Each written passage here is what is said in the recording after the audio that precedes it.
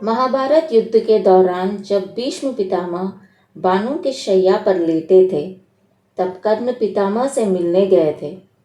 कर्ण पितामह को प्रणाम करते हैं। पितामह कर्ण को आशीर्वाद देते हुए कहते हैं, यशस्वी भव कुंती पुत्र, तुम भी जानते हो कि तुम कौन हो और मैं भी।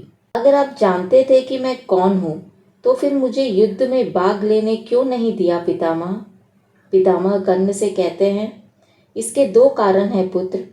पहला तो ये है कि तुमने अपनी आंखों पर उपेक्षा की पट्टी बांध ली।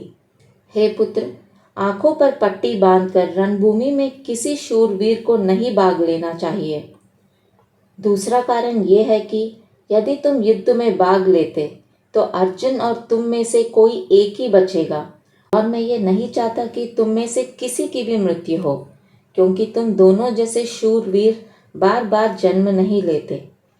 तुम भरतवंशी नहीं हो, किंतु मुझे हर वीर अपना ही परिवार का एक व्यक्ति लगता है। हे पुत्र, यदि युद्ध रोक सके तो रोक लो, यदि ना रोक पाओ तो युद्ध करना ही पड़ जाए तो पांडवों के पक्ष में युद्ध करो पुत्र।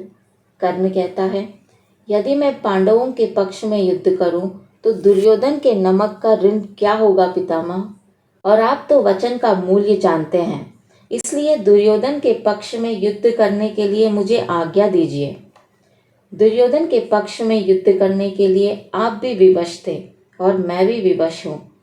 भीष्म कहते हैं, मैं आज्ञा तो नहीं दे सकता हूँ पुत्र, किंतु ये अवश्य कह सकता हूँ कि अपने धर्म का पालन करो।